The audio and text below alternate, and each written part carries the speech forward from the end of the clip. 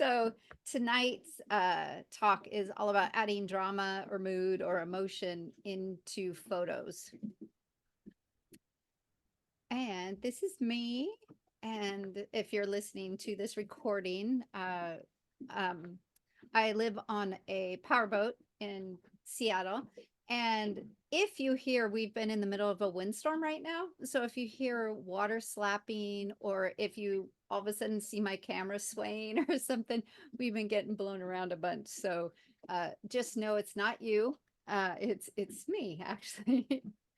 So I love taking photos, love being outside and traveling the world with my husband. And I also do portrait photography, high school seniors, headshots, families, and so forth. But my biggest goal with my photography is to bring the world to people who maybe can't get out anymore, or have no means to be able to travel. And so I love being able to share with them and bring them a little bit of joy, or bring them memories, maybe somewhere they had gone when they were young, or with a spouse that maybe has now passed. And so I'm able to, I get comments like this all the time. And so I love that I'm able to bring a wonderful beauty to people. Today, we're going to explore something every photographer craves. So, drama and emotion in our work, because we don't want our work to be really boring, just a picture of a mountain or a picture of a tree. Um, we want to create things that people will remember, but they'll also maybe feel like they were there seeing what we get to experience. So with the world flooded with content, as they say now, stop the scroll. So we want images that tell stories, or build connections, and or um, bring memories to people. So adding drama and emotion into your photography today or tonight, we'll talk about why drama and emotion matter in our photography. And then things we're going to cover are lighting, composition, color, subject interaction. And we're actually going to do a little bit of post-processing with Lightroom tonight. I am by no means uh, really, really, really good at Lightroom. But I know my way around enough to often get what I'm looking for, if it's not straight out of camera.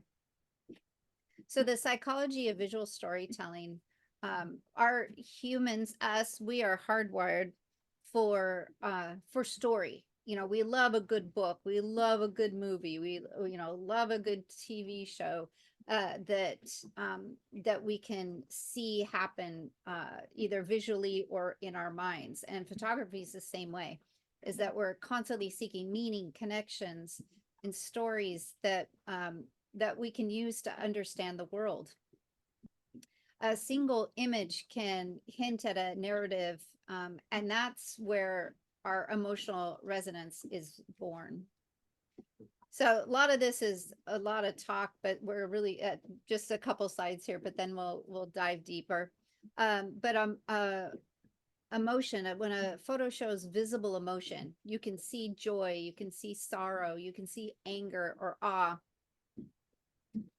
The viewer's brain often mirrors that emotion through empathy or memory, and this can create a bigger impact, whether in their mind, the viewer's eye. So all of this is about the viewer. So the narrative gap, the most compelling images sometimes don't tell the whole story. They might just suggest one, and that creates a narrative gap that the viewer subconsciously fills in. It pulls them in engaging imagination or memory.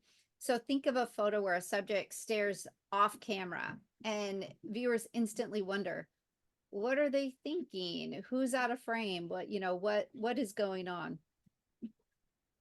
Photography that taps into universal themes like love, loneliness, nostalgia, fear, activates memories and personal experiences. So people are then able to relate to what they're looking at. And they'll actually kind of feel seen by what we are showing them. And so it's about them. So it's not just us, about us as a creator and a photographer. We try to make our photos so others can really identify them. Visual hierarchy and focus. So our use of light, our framing or composition, colors, expression, depth of field, all these different tools that we use as a photographer every day can really be focused in and used to guide the viewer's eye. And it might build tension, or it can cause a calmness to come over the viewer. So we're not just showing them the scene. This is what happened. I walked out here and I saw this. But what we're doing, we're actually telling them what to feel. And number 5 is trust and authenticity. I think authenticity often is overused these days. I hear it everywhere. But in this case, I think it's a good word, that our photos that have maybe feel more raw or vulnerable often resonate more deeply because they're perceived as authentic, as real. And the AI can be, that perfection that comes with AI, completely AI generated images. It's no longer authentic. It's like, it's creative for who the AI engineer who put that together, maybe, if they pulled in different parts together, but no longer is that authentic. And so I think in this world, how much it's changing with more and more and more AI, I think us as photographers have the oh, what's the word? It's I think more important now that we bring good, authentic visual photographs to audiences. And I think the imperfection is what will, show that it's actually real. And so storytelling often shines in those candid, unposed moments. So we are going to talk a lot about landscape, some animal photography, and also portraits. So we're going to talk a little bit about all today. So lighting techniques used for drama. Natural light. Natural light is first and foremost, as landscape photographers or portraits too, we're outside in the natural light. And the different types of light can portray different feelings. So, harsh sunlight is completely different than diffuse light. So a natural light can be more of an organic, raw, emotionally relatable, because somebody else can walk out the door and maybe see the same thing or feel the same as they walk out. So natural light has more of a real feel, or it does feel real. And so things like the golden hour, window light coming in through a window, our overcast days, our I say our yummy Pacific Northwest typical days, with maybe some drizzle and good fog. These are all examples of natural light. So here's one type of light, is the bright sunlight or hard light. And this light is in the middle of the day, can cause harsh shadows. And we'll talk a little bit more about shadows, but shadows can be so dramatic. This one here in the bottom left is, there's a lot of shadows here. The one above in the plus, these are both at the plus, is a very even though it's bright sun, that light is pretty even out there in the field. And then the lower one has the shadows that can add a little bit of intrigue or a little more interest, or it just sometimes I'm coming up with the right emotional word, but I think there's even more of a softness to it. So our fog is fabulous lighting conditions to show amazing moods. So our drizzly days can bring in a lot of emotion to an image in a location so that might be kind of boring. This is the two left photos here actually up in up towards Rockport here in Washington. And if this fog wasn't there, those would just be kind of okay images. But bringing in the fog also brings in a little bit of mystery. You can you might even actually feel like what that feeling is because you've stood in weather like that before. And it brings interest to maybe the center or this in this sense, that everything is kind of covered up, so little more mystery. This is this amazing fog that oh goodness, Silver Lake, out north off of highway, heading towards uh Mount Baker. Sorry. Wow. That took me a minute.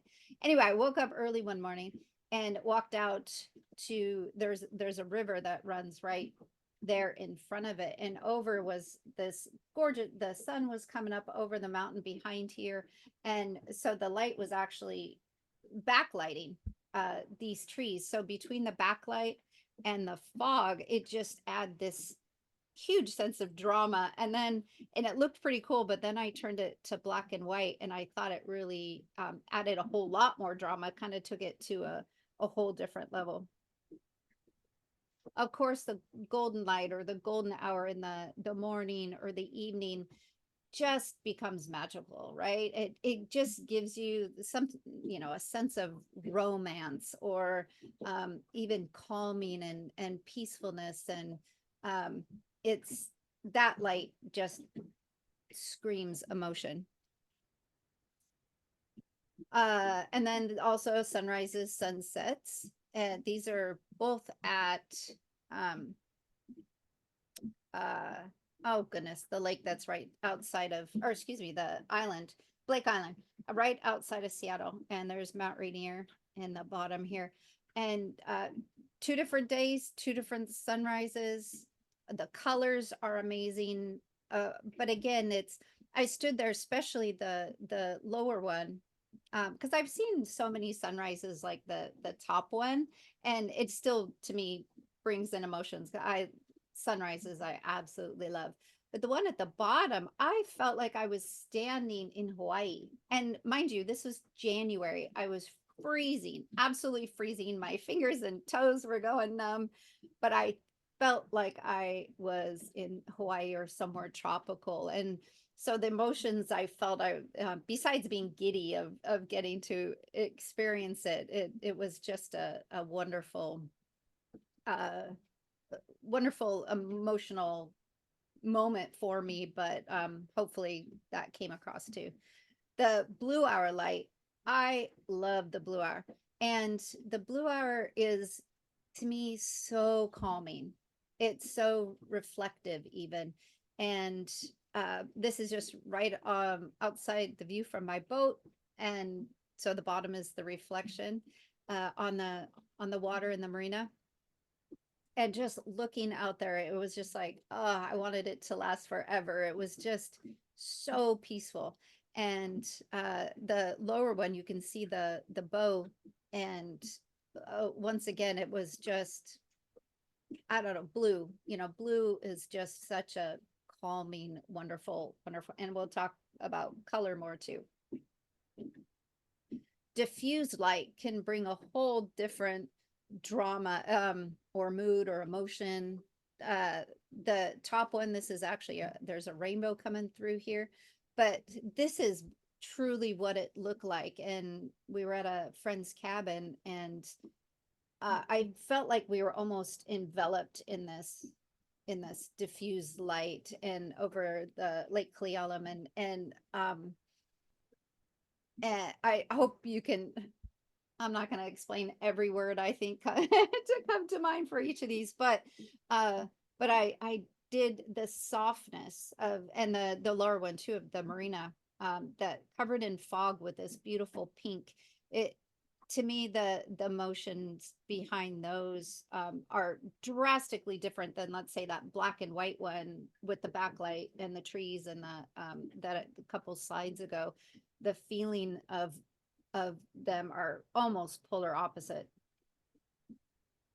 Stormlight, easiest way to put drama into a photograph is find those stormy, dramatic skies, and I love them because they never look the same. Every time they're different, and this you could see the blue, and even the blue reflecting here, but the storm was coming in, and so all those feelings of what's the storm going to be like, what's it, you know, and some of these, like that top one, those could speak to, and you know, we there's good going on, but maybe, you know, there's a dark part of life coming in, you know, and that life is going to be dark, but you need, you know, you got to remind yourself that as soon as those clouds pass, you're going to have blue sky again.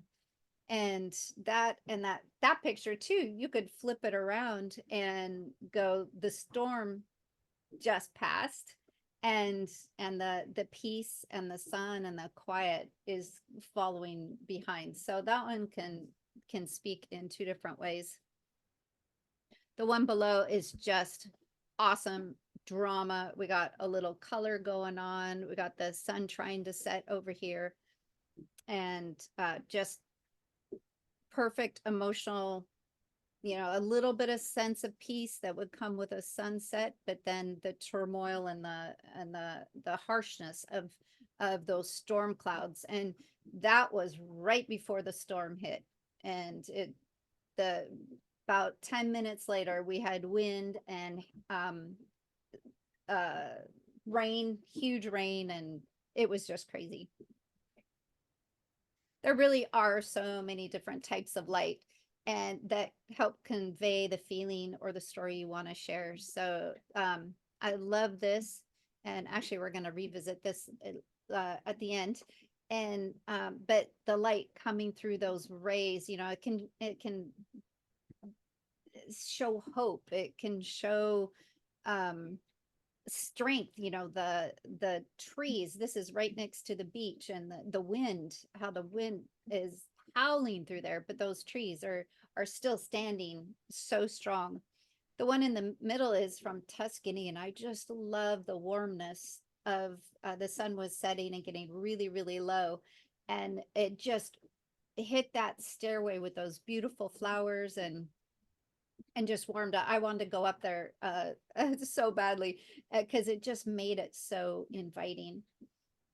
And the far right one is actually Cinque Terre, and this is all faux light. You know, the sun's gone down, it's dark, so this is all uh, you know, street lights and lights to the businesses, and those can invoke a different type of feeling. I believe it was right over here. We actually sat, I think, is that the right one? And had some wine.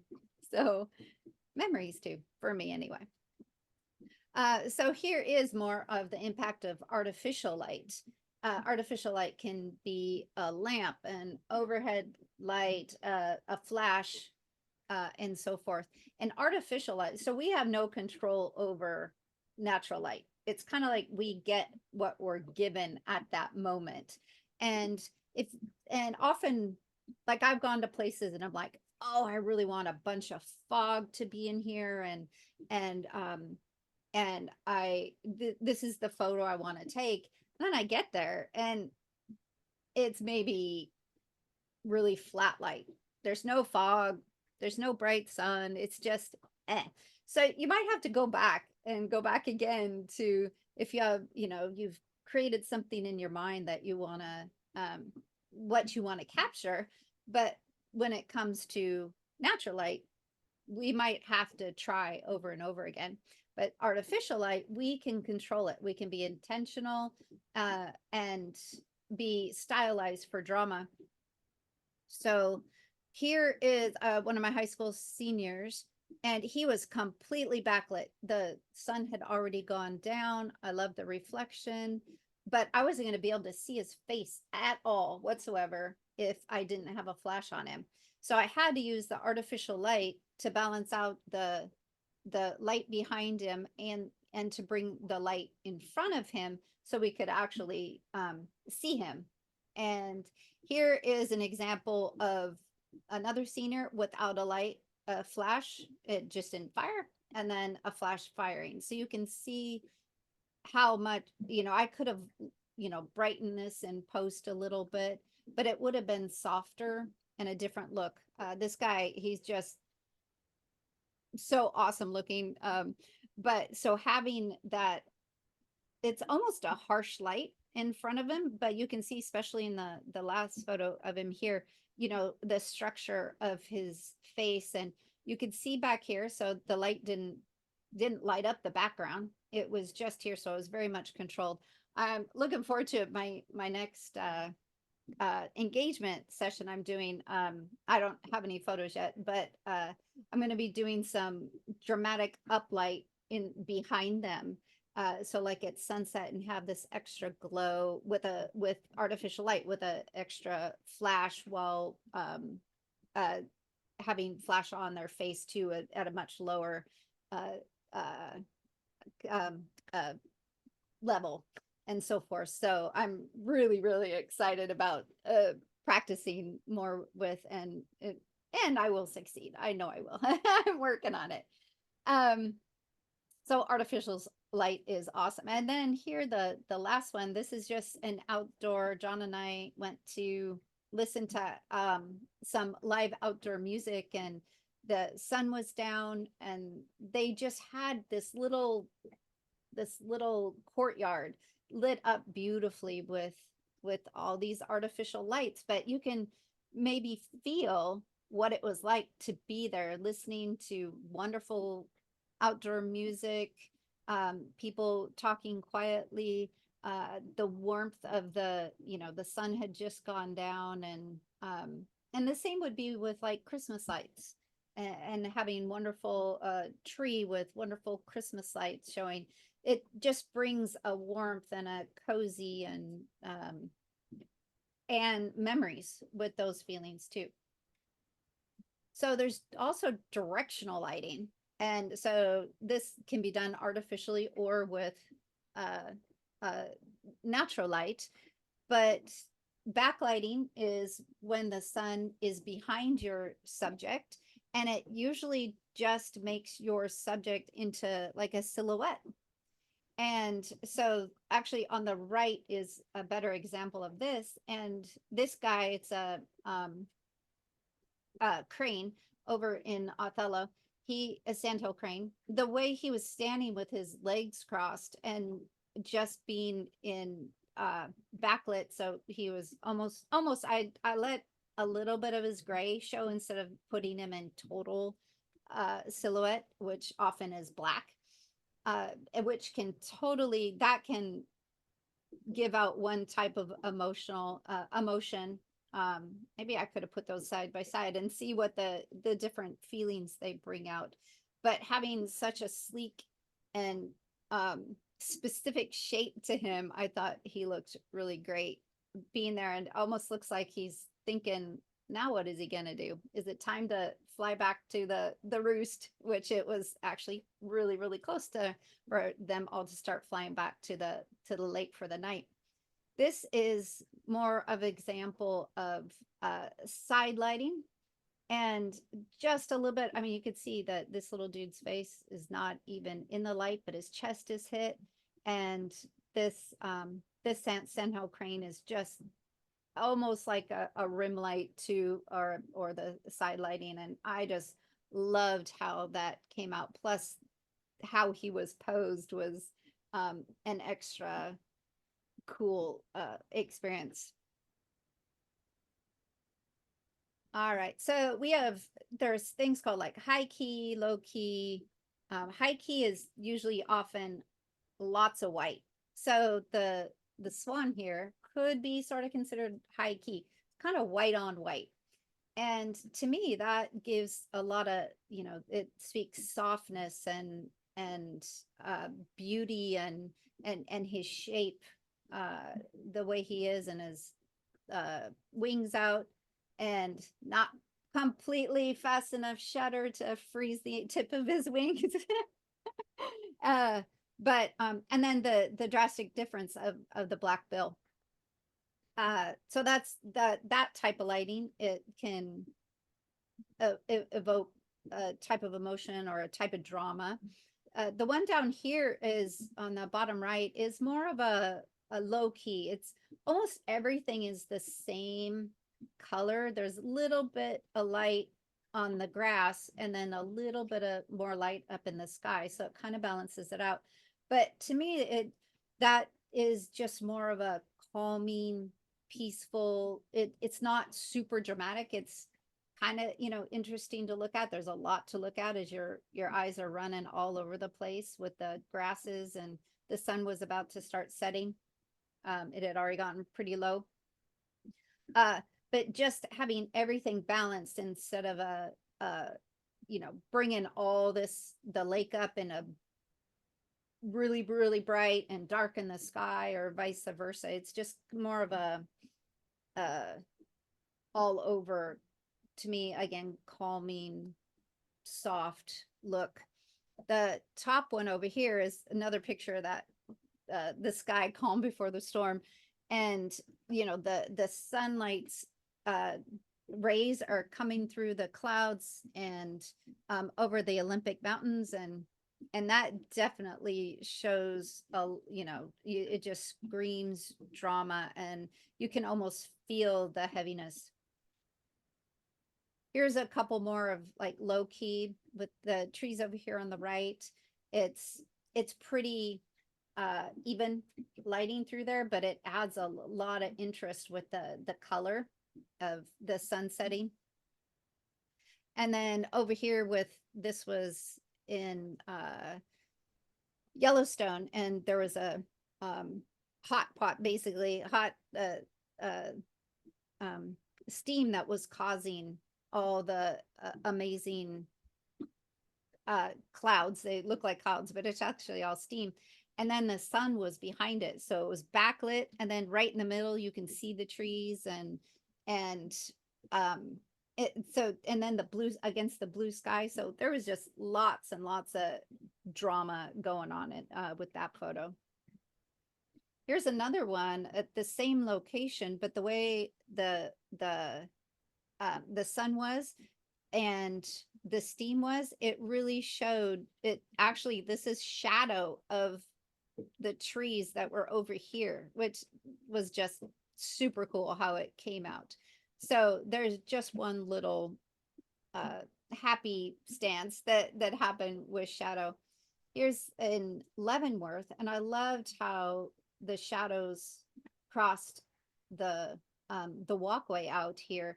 If it had just been straight white with no added interest, I think it would have been maybe a little bit more boring. But instead, it added almost a little more texture and, to me, interest without really darkening the shadows. They were just really, really soft shadows. Here's a few more that they can.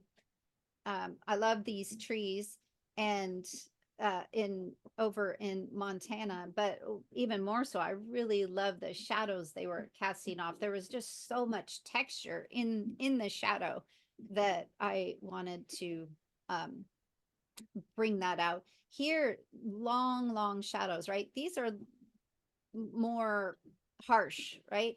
But these shadows that were just coming down down this hillside are much softer, but add a really interesting pattern that were just caused by the trees. So composition tools to help convey mood and emotion. So that was all kind of about lighting and how different lights can help bring in emotion and mood. And now we're going to talk about some of our regular composition tools. And we talked about composition last time.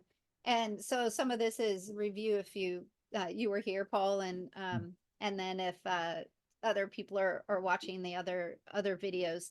So the rule of thirds can help. It's just, if not everything is just, right straight through the middle, that the horizon is not through the middle. But here you have a dramatic sky and a really plain, the sand was really plain. So, but I did want to show the line of the water through here. But more so, I wanted, or so to show the drama of the sky. So it got a whole lot more of the photo than the foreground did. And here's another one where this tree and this lighting, this probably could have been in the lighting section a little more so, but this gorgeous, gorgeous soft light, because this is in Alaska. And when we were there, at the time we were there in December, year before, the light, I think we had 4.5 hours of light, or something like that. So it looked like this almost all day long. And it was just spectacular. So even though we were freezing, it was such a yummy, warm, cozy feeling by the light. So our leading lines can help bring emotional depth into our photo. So it's not just, on the first one, a river runs straight in front, and then trees, and then the mountain, right? The leading lines kind of take you through, and it's like, oh, maybe you think of a story. Where does this river go? What would it be like in the daytime? Maybe, or excuse me, in the summertime. Could you paddle it? Could you could you go? Where would this go? I mean, it could bring up history, what people used to take down these rivers for business and those types of things. But again, it takes you somewhere, and you wonder, curiosity, where is this going to go? Kind of the same here. This is also Alaska, and this road covered in snow, with snow on both sides, and that yummy light we experienced while we were there. And you're like, where does this road go? You cannot see where it goes. So it can bring thoughts of mystery and the unknown. And we talked about at the beginning, sometimes a photo doesn't tell the whole story. It just tells a part of story, and then the viewer gets to decide, oh, well, maybe that goes back to a beautiful little log cabin, or maybe it leads to a fishing hole, or whatever it might be.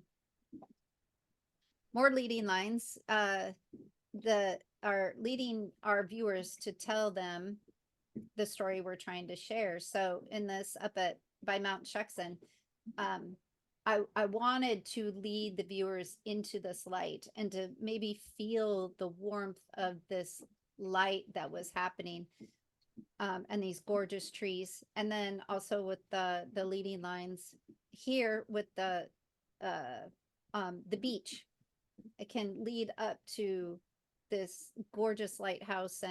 And that was the story I wanted to tell, was this, yeah, I can't remember what year that lighthouse was built, but how magnificent our lighthouses are, and how they stand out at the ends of these points, and how many sailors' lives they saved, and being out there. And so, but here, if I just had a picture without, I mean, the lighthouse is still pretty photogenic all by itself, but I use that leading line to force you to there, and then getting to see more of the seascape around. Simplicity can also be used to reduce any other distractions around. And so this was a pretty epic mountain, and I could have maybe showed you the whole mountain. It was like, cool, that's a cool mountain. But I love the mystery with most of the mountain was covered at the time I took the photo, and then the sunlight and how it was hitting that mountain just made it absolutely beautiful to me. I love my little yellow house in Iceland. and it's simplicity without, not a lot of distractions, a little outbuilding, a few little fences around, but it's like, I want to go in there. It's like, who lives there? How long have they lived there? And do they still keep it warm? And how long has it been there? Just, it evokes, and the yellow, the color, it just makes me happy. Every time I see this photo, it just makes me happy. Framing is another way um, to direct our viewers' eyes. So, like we talked about in just using this for when we talked about for composition, but it also can invoke emotions. I wanted to, with the ocean here slamming against the rocks, I could have not had the wall here to the left, and it would have been all right. But I loved having this side here. One, you can see all the textures of the seawall too, but it kind of forces you to look down and even go as far as there's a lighthouse right out here too, and it forces your eye to look down. This fabulous tree in Glacier National Park. If I had been, I love the framing of this. So I felt Christmas when I looked at this. I felt, there's a word called, it's hygge. It's a Danish word, I believe. And it means the feeling of cozy. The US doesn't have or the English, there's no English words to interpret what hygge is, because it's a feeling of cozy. It's a feeling of Christmas and candles and warm blankets and stuff. And so this picture to me is hygge. Here's more framing, that because adding depth from being real close to seeing that it goes far away, it can add a lot more to your images too, of taking the viewer from up close feeling something to far away. Negative space. I think negative space can definitely bring a lot of actually the opposite of energy, I guess, to a photo. The simplicity of this one screams aloneness and quietness too, so he probably doesn't feel alone. He's probably loving the quiet out there, but as a viewer, we might look at that and go, oh, I know that feeling of being alone and this vastness of white around me. Though this one here in Iceland, I just thought was breathtaking, how the clouds curved around, and just these vast fields of snow. And again, it's like, oh, I could really feel, if you put yourself there, going maybe unsureness or again aloneness, or just what's going to happen if you think about the cold and but then it also could invoke peace and the lights coming, kind of like the storm clouds we were looking at earlier. It's like you can see the light coming, so maybe, and it's opening and breaking. So sometimes our photos can have many different messages, but it's up to the viewer to decide what speaks to them. Sometimes we can force that and get them to feel what we want them to do, but other times it's up to the viewer to feel. Differential or selective focus and is another way. This one, these tulips, I just love this. You can kind of figure out, oh, that's a farmhouse back here, but that part wasn't really important. But I wanted to show the softness and the peacefulness of this day, and how calm, and the calming colors, even though they're such vibrant colors. And I believe we'll talk kind of when we get more to colors. I could have, if it was a bright sunny day, these colors would have been way more vibrant, right? Just bright, bright, bright. But since I had the diffuse light, they're much more, the color is much more subtle and gentle and peaceful.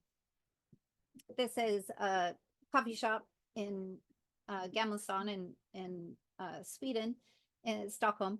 And yeah, I wanted to show I was in a coffee shop. And so this is all blurred a little bit. I could have blurred it even more, but the subject was this really, really, really great cup of coffee. And so I used the selective focus and also kind of depth of field along with it, to, I would want somebody to sit down there, and I even left room so you could sit at the table there and participate, and partake rather in the yummy coffee and experience just this quiet moment. Repetition can also add interest, intrigue, or wonder, because it's like, if you don't have the whole photo, I actually need to stand that up a little bit more. It's leaning over, isn't it? I need to correct that one a little bit more. But it's just, you're like, what is going on up there? It's like, are those all individual rooms? Are they big halls? And but it adds a lot of interest in the architecture, and so you can feel the history.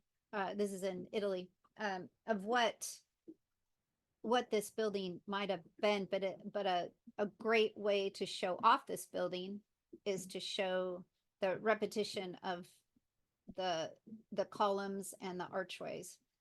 The also in Italy, a little bit of drama there in the sky, which was pretty cool.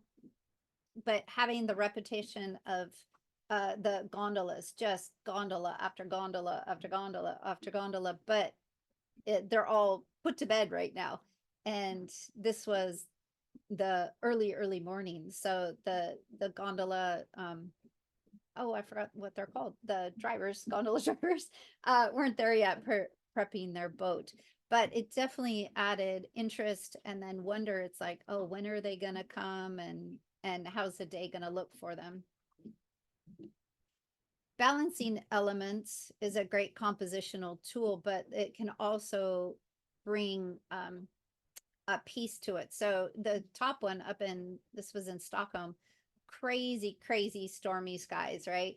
But how I put the tower over here and the sculpture over here, trying to balance it out. So I think it kind of brought the huge harshness of the pouring down rain that was about to hit,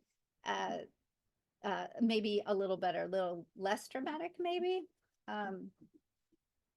And I love this. This is out on First Beach, in Forks, and the balance of the tree here, and then the islands out here. Beautiful color, back to the color of the sky, and so they're balanced.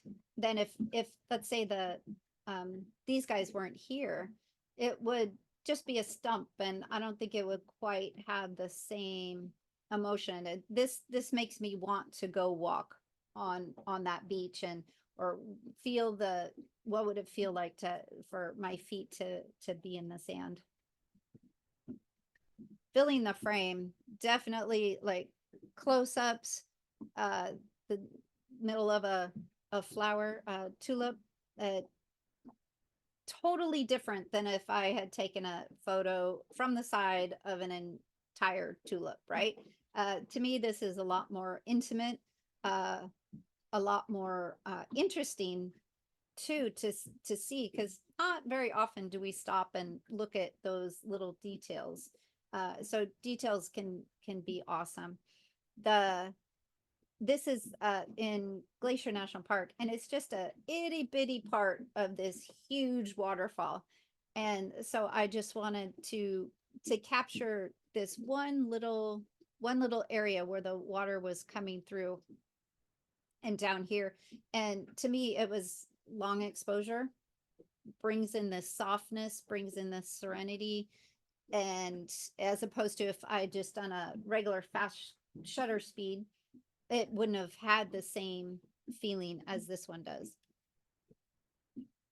Depths and layers can definitely add interest and draw out emotions. This adorable couple were just enjoying a moment on at Edmonds Beach, and you know it's so hard because since photography is so two-dimensional, and it's sometimes difficult to show how big things are. But when you're having a foreground, middle ground, and a background, it can draw your viewer through to uh, see what story is being told. And so, like with this on Edmonds Beach, the sun had just gone down. So, you know, this couple had gone for a sunset walk and were just enjoying their relationship and taking a moment, stopping, enjoying the sunset. And then this is the pier with a little bit of lighting out here, which is just always adorable, and the Olympic Mountains. So, if I just had taken a photo of them and not had anything else, I don't think this would have been near as impactful than showing Puget Sound and the pier and the Olympic Mountains and the sunset itself. Because you really, if it was just them, we wouldn't really know what the whole story was. But with all that, we got to tell a story. Here's another one where objects receding in size as it is further away, or it's called diminishing scale. Often like a railroad track, if it's a straight railroad track, it does the same thing. It gets smaller at the end. So it really shows this bridge at this is downtown Seattle, and this is Bell Harbor Marina, and this is the ramp that goes down to the marina. So it just adds some extra interest. It's like, oh, maybe you want to go walk on that. Let's go see what's down there. You know, how far does the walkway go? So it leaves a little bit of mystery. Symmetry is another way to evoke feelings and drama. I love this marina photo, and right dead in the middle with the reflection on each side. This to me, it's calmness. It is calmness, but also major drama because everything is so stark. This was a long exposure, and oh, I can't remember if it was how many seconds it was, but uh it just made everything look like glass. And to me it yeah, I need another word than drama. It brought almost passion into it, and I love that photo too. Here in Norway, another reflection. So I put the horizon right dead center, and these wonderful mountains here, and then this house was in the middle of the reflection, and it just was so beautiful. I really wanted to go down there and visit and see what it was like, and think what a beautiful place for those folks to live right there. I mean, just amazing view. And then hopefully you can, with the blues, you can feel the calmness, but and then the snow, you can feel the cold. So it brings even, you know, not just emotional feelings, but it might also bring feeling like cold, or in the case of the good golden light, you might feel warmth. Alrighty. So also depths of layers, depths or layers like these mountains uh, can push your viewer's eyes through the photos, and having these kind of overlapping shapes. But the blue that was going on here and the different shades, when I look at it, it's so calming to me, and a little bit cool, but interesting too. And then you think, oh, I wonder how many hikes are back there, or, you know, can you drive over there? And so a little bit of intrigue too of what is out in those vast mountains and hills. And here's another example of the vanishing point that we just talked about on the last slide. And this is a little waterway up in Skagit as the sun was coming up, and an old barn. Um, and this morning was just so peaceful. It was so quiet. It was just the birds out there singing, and no traffic. Nobody was out. And but that the warmness of the sun coming up and hitting the water and then hitting my face, and it uh it just added to me a lot of emotion. Than if it just, let's say I hadn't had this here, I just had the sun coming up over the mountain. It's still pretty, but having these other items in here add more to the story. So shallow depth of field, like these little plants with the sunlight coming up, it shows to me an intimacy. It's such a small, intimate encounter, and you can just look at all these leaves and see the dew on each one, in the little dew droplets all over. And then the great big grandeur of such a big wide open shot here. This is in Iceland. uh it's just, to me, it's like, hopefully you feel the snow. It's cold.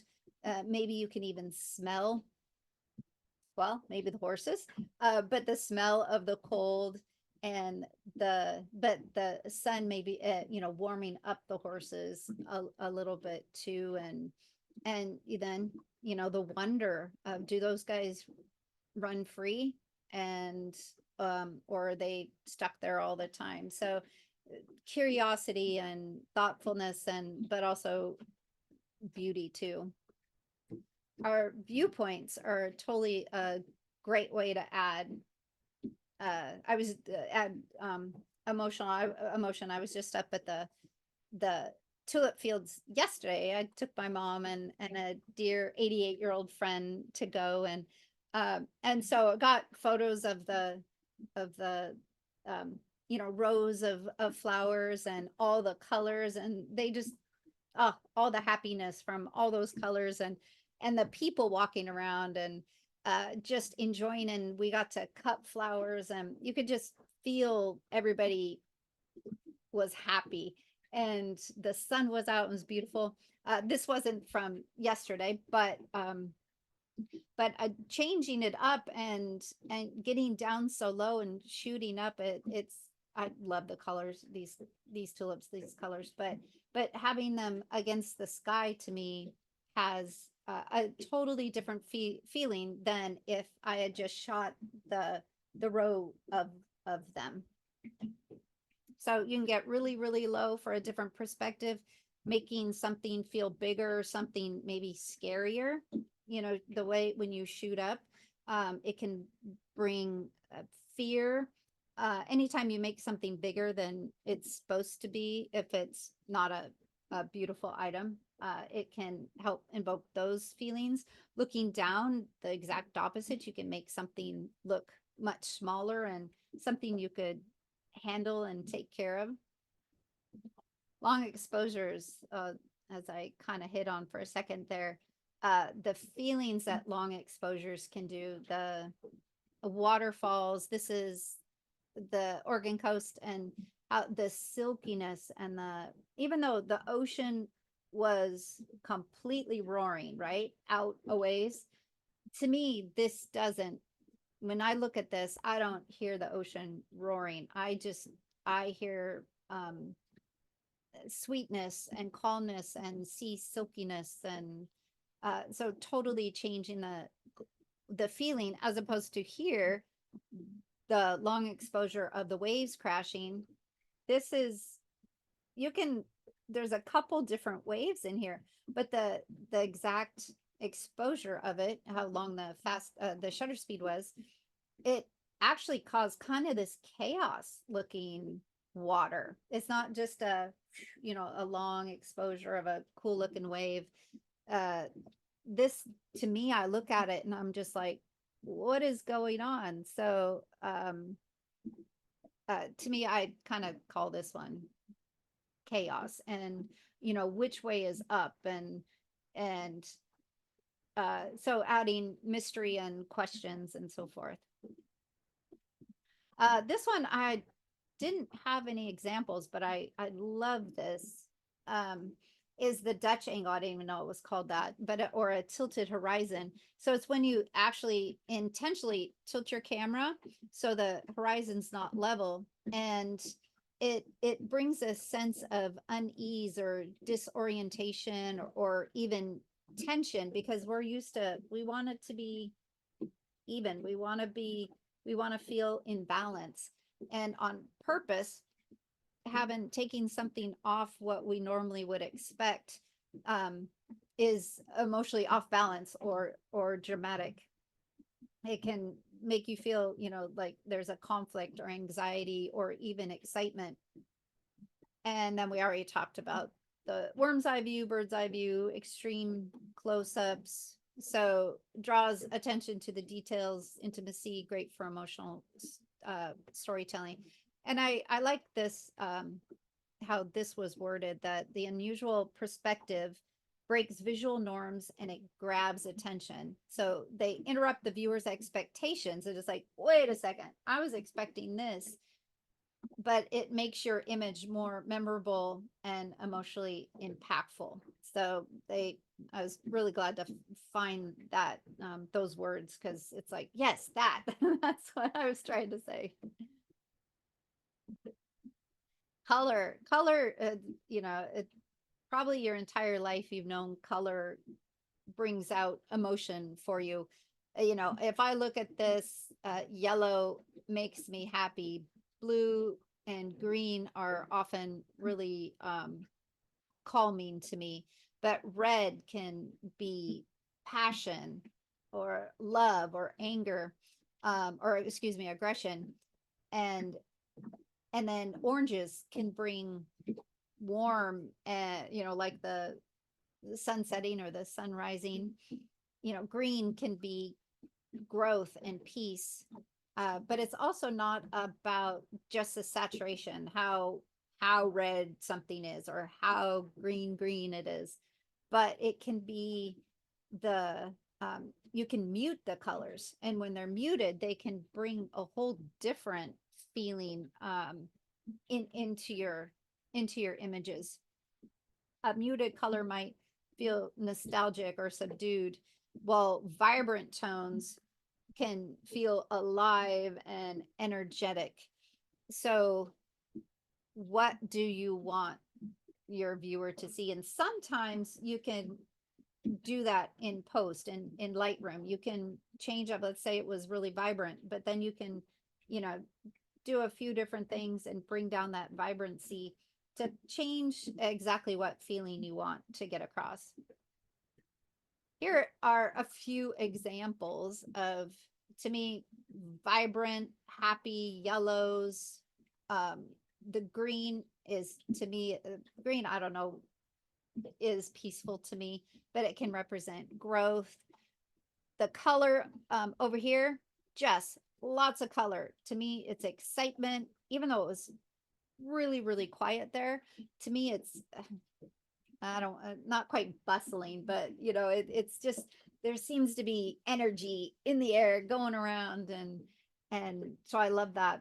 Fall colors can just bring, fall's my favorite, so all fall colors are just speak to me on so many different levels. This is the Palouse from Steptoe Butte, which now we know there's a washout, so it doesn't look like it'll be open at all this year. I saw something like they're hoping maybe look at the washout and the road done by the fall or end of the year or so. So we shall see. But this was morning, early morning, and the sun was just coming up, and the warmth of the light on the hills just made it quiet and peaceful. Here's an example of the hues. These are gorgeous tulips, and I absolutely love these. And it was a really diffused day, and so they had this rich color. Now, if the sun had been high in the sky, and bright, the colors would have been totally different, and it would have given a more um uh oh goodness, coming up with the right words. It would have been a totally different scene because those colors would have been different. But these rich, velvety looking tulips are a total different thing to me. Um, this little tulip up here, the pink is beautiful. Again, diffuse light. So it's when I look at this tulip, I think calm and peaceful and that it's not fully open yet, so that it's still gonna blossom and so it still has more to do in its life, right? And and it's just kind of at the beginning, but it's really calm. Uh, more color. Just, I believe this was caused by one of the wildfires that hate the wildfires, but man, do they bring amazing sunsets out here on Puget Sound. And so the color was just everywhere, and it totally enveloped everything it touched, which was pretty much everything. So now we're going to talk about subject interactions and expressions and humans. So this is, we'll get into portraits a little bit and taking pictures of actual people, and the little bit of how candid photos as opposed to posed photos uh, totally bring different things. So you want to have emotion brought into a photo with people. You want to create a connection between, if there's more than one people, well, you want to create a connection between the photograph and the viewer. Often it's because of the connection you've created with one or more people in your image, and you invite the viewer to come in and not in a weird voyeuristic way, but invite them to the presence of what's going on, to maybe experience the love or the joy, the fun that is going on. So you want your viewer to be able to lean in and maybe see what's going on. And it really is less about perfection and more about just what is going on. So this adorable family I photographed, and I'm like, what do you guys normally do together? And they're like, we read all the time and play. So they brought books and a couple little toys to their photo shoot, and they just had a moment and they did what they do at home, and I just walked around and photographed it, and it's like, I went in there, I want to be read too. And but you can feel the love and compassion and kindness that the parents have for the kids. And so I just love that emotion that's brought out of there. With the family here, I, especially with teenage boys and young men, it's often hard to show connection, but they were awesome, allowing little sister to hang on and stuff. But so when I do portraits, I don't want them just standing shoulder to shoulder to shoulder next to each other, but I want to show that they're, especially a family, that they do love each other and they connect, and these guys adore each other. So great family. I've photographed them 3 times and about to photograph a 4th time here on Easter. But but to be able to convey the emotion of love and the kindness and everything about this family, I made sure that they were physically connecting with each other in some way in the photo. This happens to be the same young man, but a few years ago. And, he was standing there posing for me, and it was his mom or dad, I can't remember which one, said something funny, and he just turned and it started cracking up. And so I was so grateful to get this photo, because that showed this was much more of a true photo of him than having him stand there, and not move and smile for me. So the fun, his fun, quirkiness of him came out in this photo. Over here, this engagement photo, I could, have them again standing next to each other and posing. And you always get a few of those lovely, perfectly posed photos. But what I love is showing the connection between them. So eyes on each other, the smiles, and this one even more so. They're just an intimate moment between them, and it draws me in going, I can see the love that they have for each other, and just how special they feel about each other. Here's kind of an example of two different ways. This is one of my seniors and mom, and I always try to get a picture with mom at the end, or dad. And it's like, yeah, you can tell they kind of love each other, but I'm like, all right, now really love your mom. And so I made him throw his arms around her and bring her in. And that to me showed way more emotion and connection between a mother and her son, who's about to graduate from high school and go away to college. So I was super glad to be able to get that moment for her. This was just a couple shoot, super fun couple. And she used to be my boss when I was in high school, actually.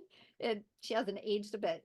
And anyway, so nice pose picture. It's lovely. There is connection because they're really close together. But getting them out, they dance together. So I got this whole series of them dancing, and then him dipping her, and seeing her just throw her head back and laugh brought so much emotion out. You just look at this, and it truly screams joy and fun, and that is totally their relationship. So animals actually interacting, or the way they present themselves, can also bring drama and emotion. So these guys in Montana, they went head to head and put on this whole show for me. They're pretty young, but the way their intentness, they just went shh, and they locked horns and stuff. But I love this photo because you can just see their eyes looking at each other, so you can just feel the tension, and you know what's going to happen in a second, because they're just taking a moment before they butt heads. This guy, to me, it feels extremely emotional. You think about the snow and what they have to do, what this bison, did I call him a buffalo? Bison. What the bison has to do to make it through a harsh winter. His face is covered in snow because he has to move all the snow away just to get down to little bites of grass and stuff down buried way beneath the snow. So you can just feel his determination and his actually that, oh, I can't remember. I think it's a girl. Female. I can't. Their horns are different the way. So these guys are definitely male, because I think the horns go more up, and I think females, they curve a little more or something like that. And I maybe just messed that whole thing up, so don't quote me on that. But anyway, so just I think that photo of that bison just brings, and to me it's pretty dramatic too. So I love that photo. And that here are some more of the sandhill cranes and how they're interacting with each other. If this guy, let's say just this guy standing here alone, he's still pretty picturesque, pretty cool. But watching them interact with each other, and how they fly up and down and kind of go at each other, and they do all these really cool dances with each other, and so to me that definitely brings emotion. They're being loud, they're both making a lot of sounds, and their mouths are open, and so you can just feel this tension going on between them. Here's a couple more bison ones that I liked, that these guys were actually truly head to head. They weren't playing, and right in the snow, and the snow was flying, so you can feel the power from what these guys are doing. And then here's just a better image of their horns locked up together and their heads going are going head to head. And so again, you can feel the tension, you can feel the power behind them, and it just brings a lot more emotion to than one of them just standing there looking at you. Eagles, just the way an eagles are just majestic, and they are just pure drama just looking at them. So you don't need much to to show those guys off. But when they're just standing there being their amazing self, but you can see the sharp beak, the bright clear eyes. Just to me, they're regal and strong and fast and curious, careful. And so lots and lots of different words and emotions come to mind when you look at an image like that. Here are just some a bunch of random fun photos that I think all different and they bring in all different emotions. This is sun rays coming through up at Hurricane Ridge. Um, this is it's became a black and white image, but this is, don't forget to look down. This is this on the sand out on the Oregon coast. I still am not quite sure what caused these amazing uh um pictures in the sand almost. And I was so glad I took some time and photographed some of them, because it was like 10 minutes later, the tide came in and they all washed away and they were gone. And so much intrigue to me, and mystery behind these, but also kind of dramatic. I mean, they look like they're trees. They could be growing in a forest somewhere. And but no, they were just in the sand. Here's some more cool dramatic light. It started to pour down rain. Actually, it started to snow some too. This was late September, I think, up at Hurricane. But the way the light hit the hill here, and you can see the rain coming down and the drama in the sky. So definitely just drama all over that photo. Good fog on Oregon Beach, and it just brings this misty mystery like feeling as you're walking the beach. Lots of fog out here in sea lions on our breakwater. Total different feel here when you're just picking them out, as opposed to if it's a bright sunny day and those guys are out there, which they are right now. And so it's just showing how one day an exact location can look and portray feelings, emotions one way, and then a different day can totally be different and changed up. Just cool the way the light and the fog were in the middle of these trees. I just love the feeling of that. Here's some more early morning fog in winter with snow and these gnarly, trees that are dormant over in Leavenworth. And if I were to go and take this exact same photo today or in bright sun, it wouldn't have this feeling at all whatsoever. Here's just some more fun. I'll go quick. Just here's fog that can help bring in. So yeah, basically to touch back on some of the stuff we talked about. So fog and atmosphere can bring in emotion. This is technically not artificial light, but sort of artificial light. And the colors, bring in happy and warm, cool skies, even bright sunlight, but those clouds. This was abstract things I think are pretty cool. So we saw a couple of different ideas of abstracts, and but what those can invoke on the viewer. It's like, what am I looking at? What is that? What's it going to become? Is it part of something bigger? Is there something smaller in there? So lots and lots of motion. This is actually a frozen river with different levels of ice all together. I thought that turned out pretty cool. Again, the warmth, the sunrises, sunsets. I love the calming. This is a very minimal photo with just you can see the sunrise light just starting to come out in the clouds that were above, but just these little wispy grasses that were growing out of the water. Just lots and lots of calm and peace to me.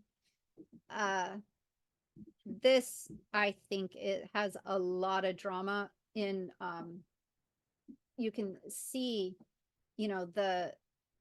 this woman's knuckles, and that how much life she has lived, and the spots on her hands, and but she's still doing this intricate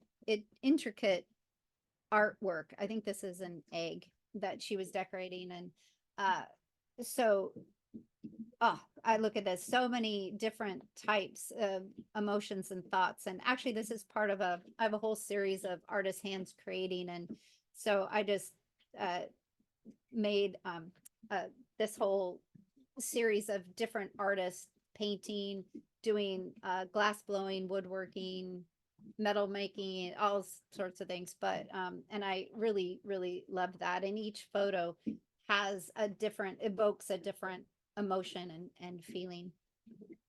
Color, another color. This is when we were up at the daffodils last week, and you were there, Paul, and I couldn't believe the purple blue that was on the back of the daffodil, and with all the dew, it reminded me of diamonds. So I just photographed the back and played a little bit in Lightroom to make that blue glow. Cool clouds at Crater Lake, more mist in the trees with light coming through, lots of drama, dead trees, always, often, most always bring I love dead trees. They're just pure drama, and especially turn them into black and white. You can just, very cool.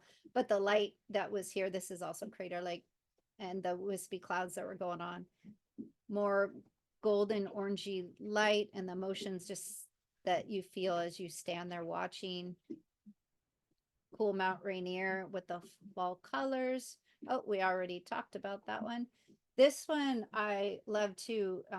This was in France, but this big field with all these little tiny white flowers against that kind of run up to these hard trees with a little framing up to the chateau here, and it to me it's like I want to go walking through the field and taking a moment and feeling that, taking it all in, and the peacefulness there. We talked about how slow shutter speeds can add lots of drama. This one I loved. This was in Oregon. Yes, it was. And this amazing mist and fog. It would not, again, if I'd come back on a different day and it was a bright sunny day, total different feeling, total different emotion, total different impact than this day here. Iceland, oh goodness, one of the big falls everybody goes to, and with the blue sky, the water crashing at the bottom just brings in some good emotion there too. Okay, all right, so I am, let me see if I can do this. Did you have any questions, Paul? Oh, I can't hear you. Probably better with a microphone. No, I'm enjoying the show. Thanks. You're so good. So I am gonna grab some water real quick. Not a bad idea. All right. So I am going to be doing a little more introduction to Lightroom, um, which in July. And again, I am by no means a master at Lightroom, um, but I know my way around enough. I still watch YouTubes and get tips from the big guys, and they help me out a lot, and I've learned a lot through them. So this is one of the photos um, that I took down on the Oregon coast, and the light was just early morning light. Well, it was like 10 o'clock or so, coming through these awesome trees. And so I'll just kind of walk you through how I uh, do my Lightroom. Um, right up here is a little eraser, and it's the remove tool. And over here is a little thing called visualize spots. And I click that because sometimes my sensor is just not clean.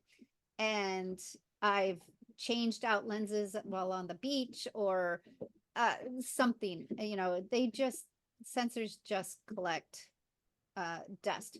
So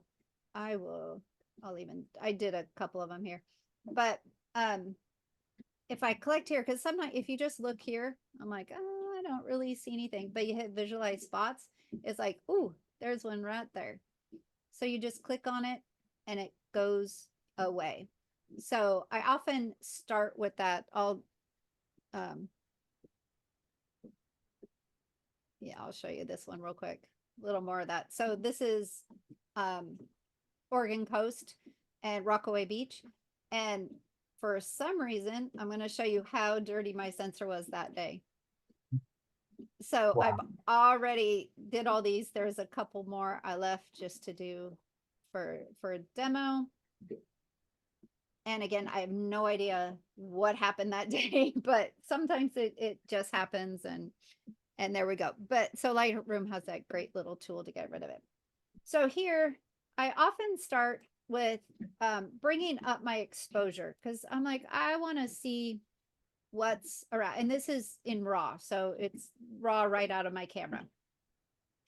And it's like, okay, see what's interesting, see what I want in the photo, what I don't want in the photo. I often bump just a little bit of contrast, or you can go the other way. So I recommend, as you're learning Lightroom, is just go to each slider and play. What do they do when you're playing with them? And they give a different feel, right? That one is much more stark. Lowering the contrast gives a lot kind of a hazier look. I'm gonna leave that one low. Excuse me. Now our highlights are the really bright parts of our so here's our histogram. So these are the blacks over here, and these are the highlights. These are the midtones. Here's white. And you can see over here, it looks like I've clipped the highlights a little bit. So I've lost, and chances are it's right here. I've lost any information in there. It's just too white. So what I will do is bring down my highlights. I'm gonna leave a little bit, but see how I unclipped it here? It's no longer touching that side. So we can play with that. On the black's not clipping, it's not touching, but I'll show you what the black does. So if I add a lot of black, so do you see now it's all the way hugging up against that histogram over here. And then if I go that way, it just keeps pulling it off the wall. So I'm gonna, I like the exposure of the black, so I'm gonna leave that there. The shadows are everything kind of in the middle. And when I bring up the shadows, it's like, oh wow, there's some bushes down here. There's a lot more green in these trees. So I don't want to open it all the way up, but I do want to bring up those shadows um, some. White is interesting. I used to always just go boop, the highlights always come down and the whites always come down. But now I've been playing more with the whites, and you still got to watch over here up on your histogram, make sure you don't go too far. But it, to me, the adding white sometimes punches up your not the clarity, but it just, that light kind of punches um up your photo. So the next thing down here is texture. So texture, there's, it smooths it all out. And then that, see how crunchy it is? It's gotten really, really crunchy. So, well, they are really cool, gnarly trees. So I'm gonna up my texture some to bring out the, maybe we can see how it kind of smooths it out. And then that way is too much. I'm just gonna go about right there. Now clarity is cool. I used to always go, whoop, okay, we're gonna do clarity. So clarity 2 is kind of like the texture, but different. So here, less clarity and then a lot of clarity. And I'll do it big now, see how kind of smooth and unclear, and then really, really, really harsh. So depending what you want to show, my choice for this is I want a little bit of a hazy, um, yummy, foggy feeling coming through the, so there is fog. So I want to emphasize that fog. So I'm actually going to bring my clarity to the negative side a little bit and make it a little more hazy. So here's regular, and I'm just going to bring down the haze a little bit. The dehaze slider, I wish I knew all the terms and exactly what they do, but I can play with them and I can see what they do. So here, look at all that light. And then if you run the dehazer all the way over there, the dehazer is great if you have a lot of haze that you don't want, because sometimes you'll take a photo and it's like, oh, I want that to be bolder to and more impactful, and so that dehaze slider then is your friend. It can really knock out that haze. But in this case, I actually, again, I want that yummy, foggy type look.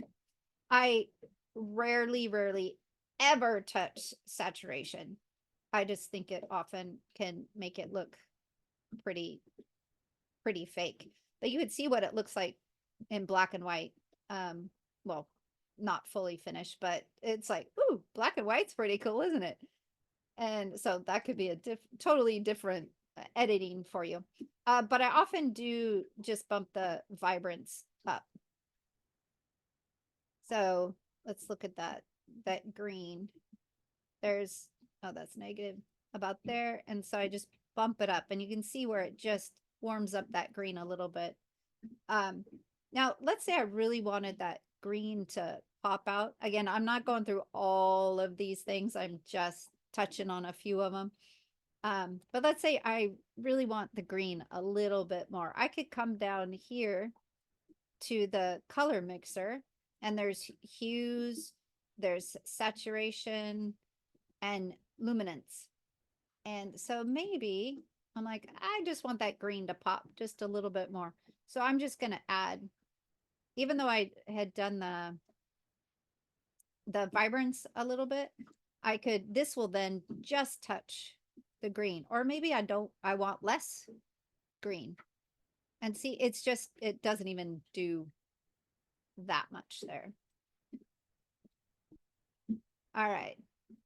So to go back out, I'm gonna give it. So up here is the crop overlay, and it's really nice. One thing, it does the rule of thirds for you, right? And actually you can oh goodness, I've forgotten the button, but you can hit it's alt or something like that, or alt shift, and you can go through and it'll throw up different uh um composition tools for you. So oh, I just never use it. So um it has the golden ratio. So if you go back and excuse me, watch the sorry, hold on.